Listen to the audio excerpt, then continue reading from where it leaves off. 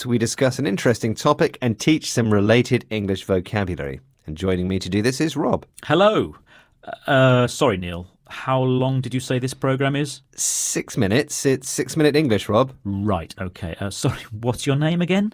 Neil. My name's Neil, Rob.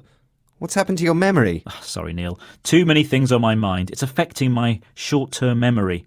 But what I can remember is that in this programme, we're talking about improving our memory. We are, and I think you might find it quite useful. Storing information is an important function of our brains, and scientists are always looking at ways to improve it, but also to stop it deteriorating or becoming worse. Yes.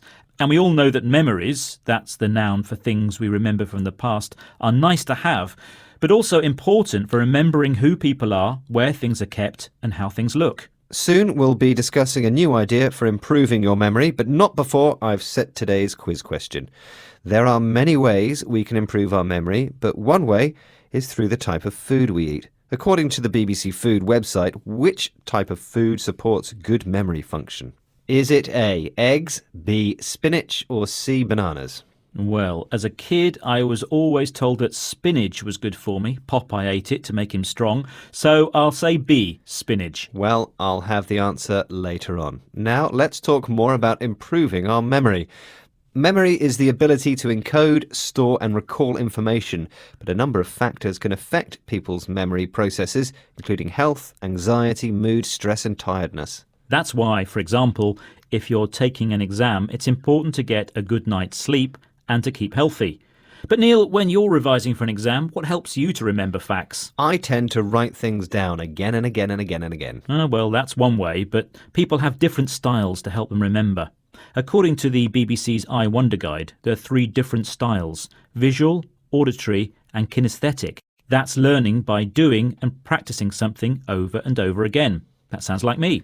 But recently a new study has come up with a method that could possibly be the best way to improve your memory, and that's by drawing. Daryl O'Connor, who's Professor of Psychology at the University of Leeds, has been speaking about it on the BBC Radio 4 programme All in the Mind. See if you can work out why. The authors certainly argue that one of the things that happens is by drawing these particular objects, that it leads to this increased contextual representation of the object in one's mind. It makes a lot of intuitive sense, the idea that if you have encoded something in a greater level of detail, it's likely you're more likely to remember it.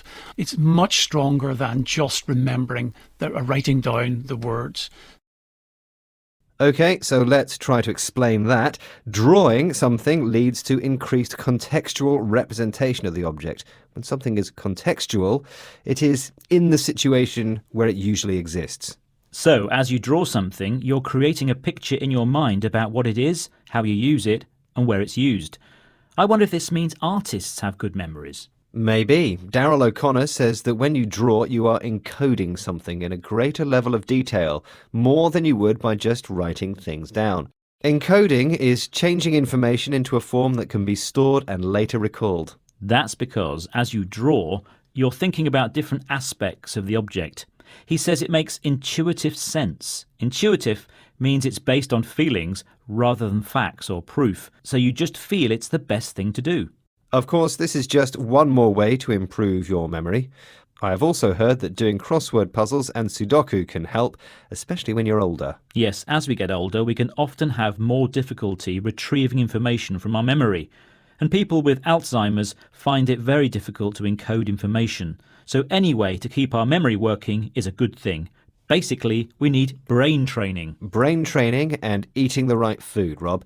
You might remember that earlier I asked you, according to the BBC Food website, which type of food supports good memory function. Is it A, eggs, B, spinach, or C, bananas?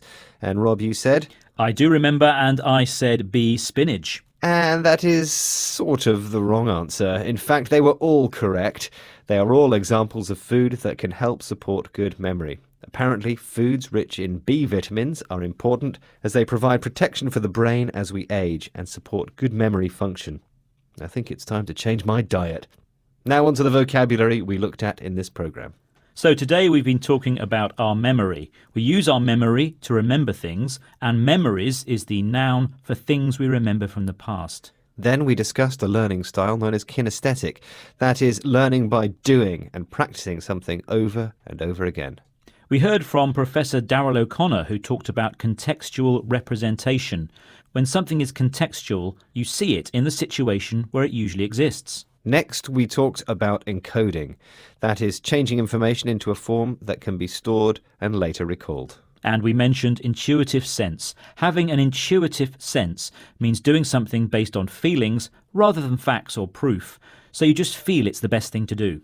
And finally, we mentioned Alzheimer's, a disease affecting the brain that makes it difficult to remember things, and it gets worse as you get older. Well, there are lots of new words to remember there, but that's all for this programme. Don't forget to visit us on Facebook, Twitter, Instagram and YouTube, and our website bbclearningenglish.com. Bye for now. Goodbye. 6 Minute English from the BBC.